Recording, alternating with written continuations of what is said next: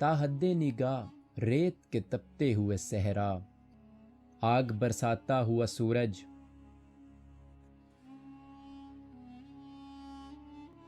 اور صدیوں سے رقص کرتی ہوئی غربت کے سوا یہاں کچھ بھی قابل ذکر نہیں۔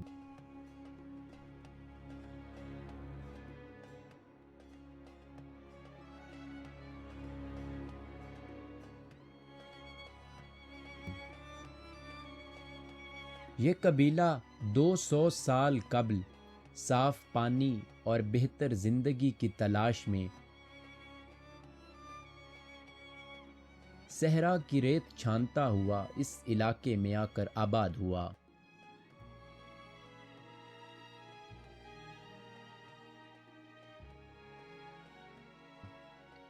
لیکن آج 2 صدیاں گزر جانے کے بعد بھی ان کے حالات جوں کے توں ہیں۔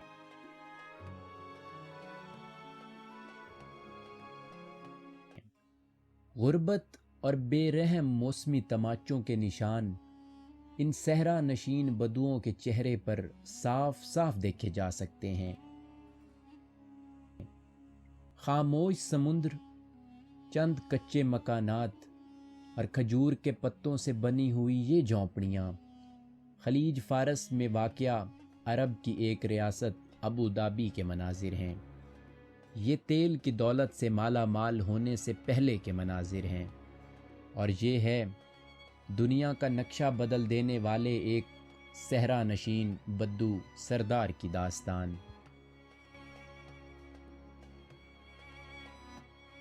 ان جھونپڑیوں سے منفرد نظر آنے والی یہ عمارت اس علاقے کے حکمران اور بنی آس قبیلے کے سردار شیخ شخبوت بن سلطان کا محل ہے، جو 1928 سے اس علاقے پر حکومت کر رہا ہے۔ سردار نہایت سادہ اور ملنسار ہے، جس کا دروازہ اس کے لوگوں کے لیے 2400 گھنٹے کھلا رہتا ہے۔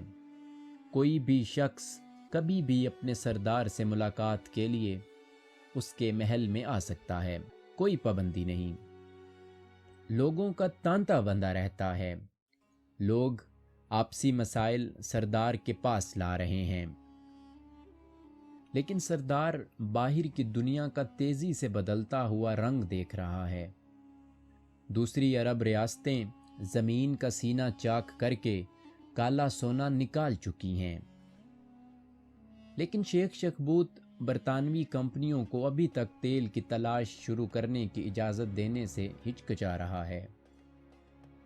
اس کو انگریزوں پر اعتماد نہیں، وہ اپنے باپ کا قاتل ان انگریزوں کو سمجھتا ہے۔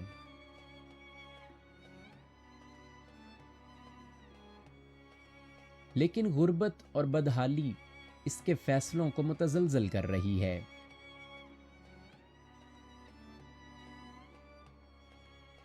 کئی سالوں کی ملاقاتوں اور بحث کے بعد بالآخر سردار نے برطانوی کمپنی کو ڈرلنگ کی اجازت دے دی۔ سالوں کے سرویز اور ریسرچ کے بعد ابو دھابی سے تقریباً 80 میل دور صحرا کے سینے میں چھید کر کے پہلی بار ڈرلنگ کا آغاز کیا گیا۔ زیر سمندر تیل کے ذخائر کی دریافت کے لیے بھی کئی سروے کیے گئے۔ ڈس نامی ایک جزیرے کو مرکز بنا کر آف شور ڈرلنگ کا آغاز ہوا۔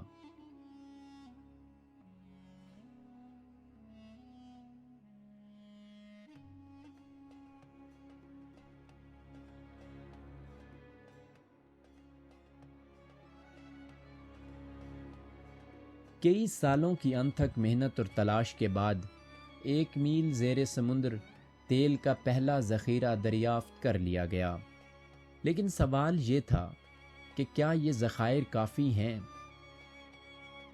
اس کا جواب ڈھونڈنے میں ماہرین کو مزید 2 سال لگ گئے۔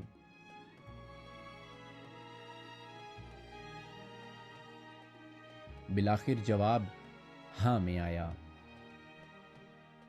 اسی دوران صحرا میں تلاش کرنے والی کمپنیوں نے بھی خوشخبری سنا دی اور تیل دریافت ہو گیا۔ ابو دھابی اب تیل سے مالا مال عرب ریاستوں میں شامل ہو چکا ہے۔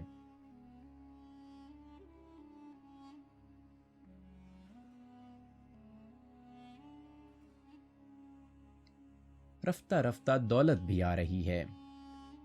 اب لوگ زندگی کی اچھی سہولیات اور ملازمتوں کا مطالبہ کر رہے ہیں، لیکن ساری عمر غربت میں گزارنے والے شیخ شخبوت گویا دولت کو خرچ کرنے کا ہنر نہیں جانتے۔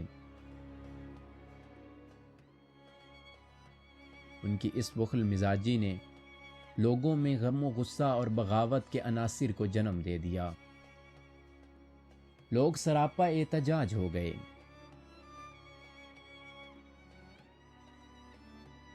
لوگ یہ خیال کر رہے تھے کہ شیخ شخبوت بن سلطان کا چھوٹا بھائی شیخ زاہد بن سلطان النیان دنیا کے تقاضوں کو اچھے اور بہتر انداز میں سمجھتا ہے، اور وہی ان کی تقدیر کو بدلنے کی صلاحیت بھی رکھتا ہے۔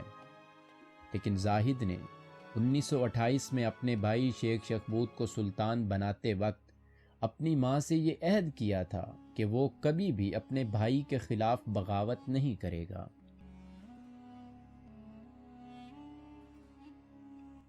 کئی سال مزید اسی عہد کی پاسداری میں گزر گئے۔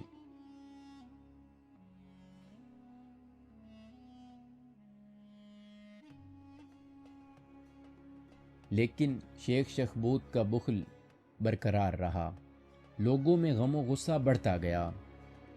بالآخر بھائی کے اس بخل اور لوگوں کے حالات سے تنگ آ کر شیخ زاہد نے ایک ہاتھ انگریزوں سے ملایا، دوسرے ہاتھ میں حکومت کی ڈور سنبھال کر بھائی کو جلا وطن کر دیا۔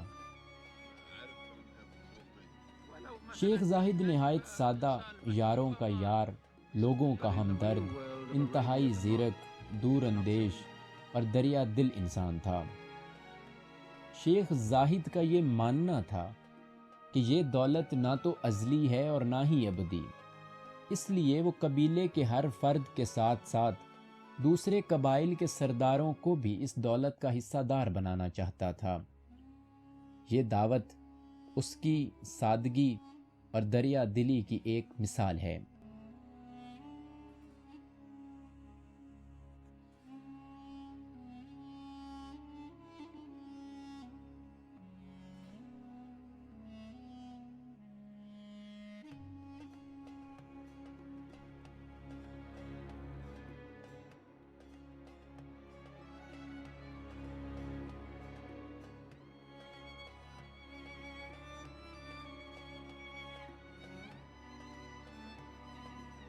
اس دعوت میں ہر خاص و عام مدعو ہے۔ آج ہر فرد پیٹ اور دل بھر کر کھانا کھا سکتا ہے، کیونکہ یہ دعوت ابوظہبی کے نئے حکمران کی طرف سے ہے، جہاں وہی صدیوں سے چلتے آ رہے روایتی طریقوں سے کھانے پکائے اور کھائے جا رہے ہیں۔ اس دعوت میں پہلے خاص لوگ کھانا کھائیں گے، پھر باری آئے گی عام لوگوں کی، لیکن باری سب کی آئے گی۔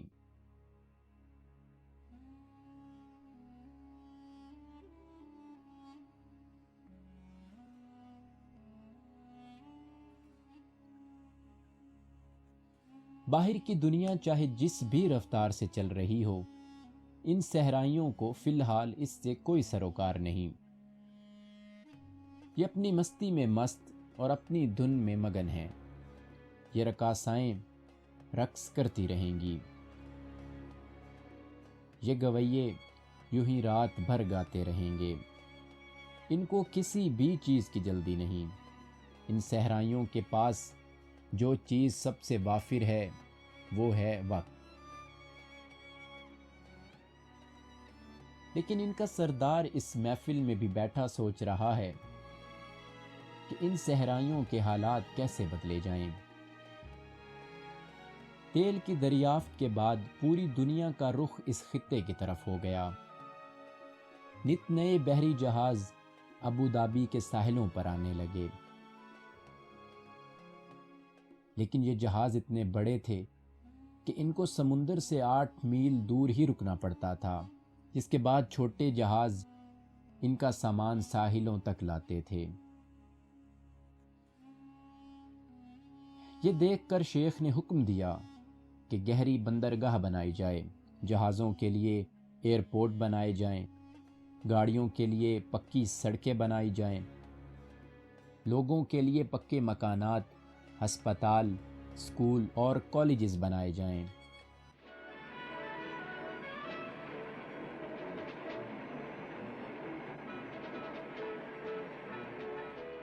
چند سالوں میں ابوظہبی کا نقشہ بدل گیا۔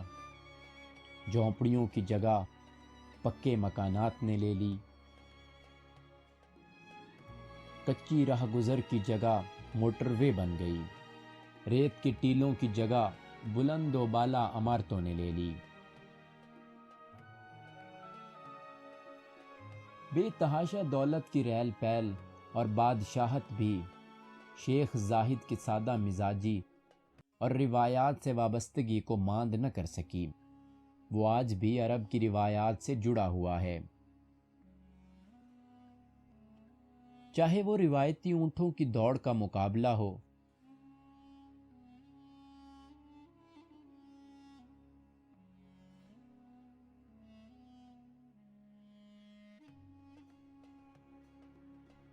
یا عام لوگوں کے ساتھ مل کر ان کی خوشی میں خوش ہونے کی بات۔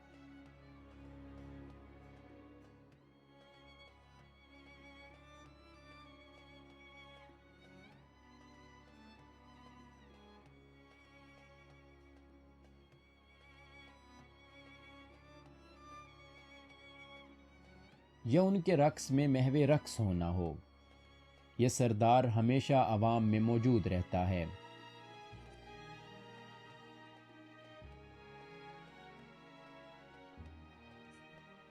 برطانوی انگریز پہلے ہی ابوظہبی کی آزادی کا اعلان کر چکے ہیں، اس لیے زاہد اب اپنی دولت اور تیل کے ذخائر کو محفوظ بنانے کے لیے پہلی بار اپنی فوج بنا رہا ہے۔ انگریز اس کے اس فیصلے سے خوش نظر نہیں آ رہے۔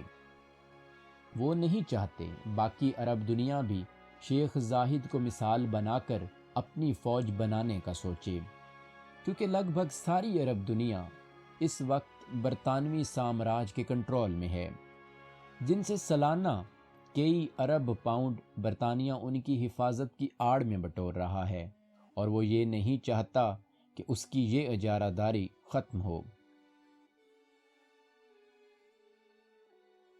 لیکن شیخ زاہد نے برطانوی آقاؤں کی منشا کے برخلاف ایک فوج بنا ڈالی۔ یہ چند ہزار کا نوسکھیا لشکر ابوظہبی کی حفاظت کے لیے کافی تھا۔ 1971 میں ابوظہبی کو برطانیہ سے باقاعدہ آزادی مل گئی۔ یہ وہی سال تھا جب شیخ زاہد نے دبئی کے امیر شیخ راشد بن سعید المختوم کے ساتھ مل کر متحدہ عرب امارات کا نظریہ پیش کیا۔ شیخ زاہد کا یہ کہنا تھا کہ ان عرب ریاستوں کا متحد ہو جانا ہی ہماری ترقی اور بقا کا واحد ذریعہ ہے۔ ان 7 ریاستوں کے علاوہ قطر اور بحرین کو بھی متحدہ عرب امارات میں شمولیت کی دعوت دی گئی، جو ان دونوں ریاستوں نے مسترد کر دی، لیکن باقی 7 ریاستوں نے 2 دسمبر 1971 کو متحدہ عرب امارات یعنی UAE کا اعلان کر دیا۔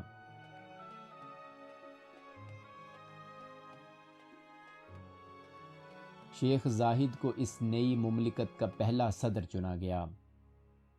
یہ شیخ زاہد کا نظریہ ہی تھا جس نے نہ صرف ابوظہبی بلکہ پورے UAE کو ترقی کی نئی راہوں پر گامزن کر دیا۔